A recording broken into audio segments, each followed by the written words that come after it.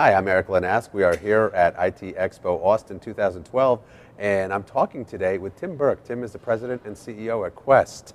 Tim, thank you so much for joining me. It's great to have you on the program. Thanks to be here, Erik. A lot of exciting stuff going on. You were just telling me off camera a little bit about what Quest has been doing specifically in the desktop as a service environment. Yes. Well, we've been doing managed services for a long time directly within users, probably for the last 10, 12 years. Here in the last year, we've acquired the managed services capability for the desktop as a service through a company called Destone, which is a leader in desktop as a service. They decided to move out of the actual services business and concentrate on the software. And so we've acquired their capabilities, many of their customers, and now we're making those customer services available to other service providers and growing that business. So that's a bit of a first for us. I think there are a couple of different terms, maybe three of them that are used out in the industry that, as best as I can tell, cause a little bit of confusion. Desktop as a service, VDI, and virtual desktop. Well, actually, those two are more or less the same. What's the difference between virtual desktop and desktop as a service? A lot of times there isn't a lot of difference. One main difference is, are you going to stand it up yourself? Are you going to do a VDI solution and deliver that from your own data centers as an end user customer to your community? Desktop as a service is more specific to a hosted solution that instead of doing it yourself and standing it up yourself, you're going to utilize a third party to help you stand that up, create the image, and deliver it to your end users. How much adoption are you seeing in terms of desktop as a service? Well, in the general concept of virtualization, it's becoming very, very big, especially as customers are trying to look at ways to deliver alternatives to the way they've been doing it.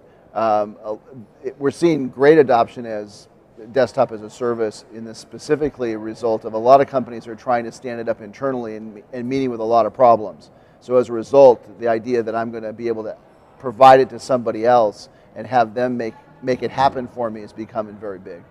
So specifically, what are some of the challenges that folks are facing as they try to do it themselves? Well, there's infrastructure issues, the idea of can I really virtualize this application? Is this application really going to work in this kind of, the idea of building what's called the image? And can I build that image correctly? Can I deliver it correctly? Can I establish the latency issues that are a part of that, the storage issues, the security issues? It's a very, and can be a very complex area. And a lot of companies many times are focused on other things and may not have the talent to add this new capability to their repertoire, and as a result have some major challenges with it. So is it really a technology issue, or is it a staffing or a expertise question? A lot of times it's an expertise question because there's so many different parts and pieces of technology that have to work in order for it to work. And if you don't have that expertise in-house, the idea that if I can have someone who does have that expertise, that will help significantly. What's the biggest selling point for desktop as a service?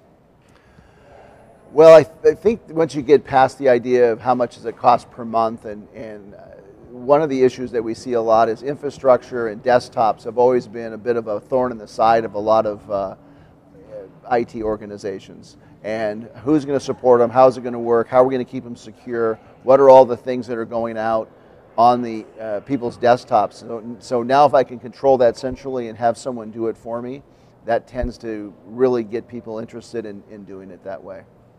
And what about for the end user? What are the benefits for the end user? Well, the end user gets a consistent deliverable. There is pushback from end users, don't get me wrong. They like their desktops, they like all the things they're doing, they like maybe out surfing and out watching Netflix, but many companies don't necessarily think that's what they should be doing at their desktop level, so that can be controlled. So there is pushback at the end user level, but the end user gets a consistent deliverable and has something that is there. And one of the big benefits we have are the mobile users. Mobile users, it's huge.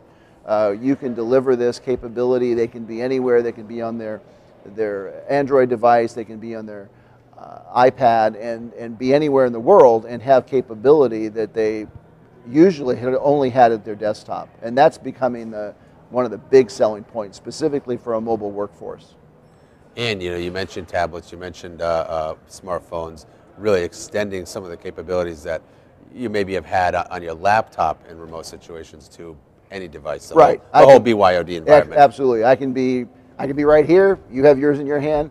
You can be right on your desktop doing what you need to be doing. I can be in a client space. I can be mobile. I can be a worker that needs to go out to a facility. I can have that desktop. I can have all those capabilities right there. That's huge for the desktop as a service.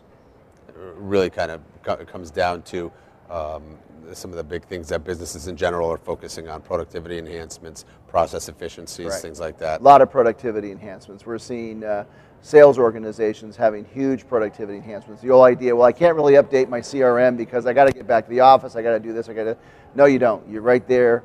You're either on a wireless connection, wherever you're at, but you can tie right back to your desktop. Excellent. Well, Tim, thanks so much for joining us on the program. It's been a pleasure. Great. Thank you for having us.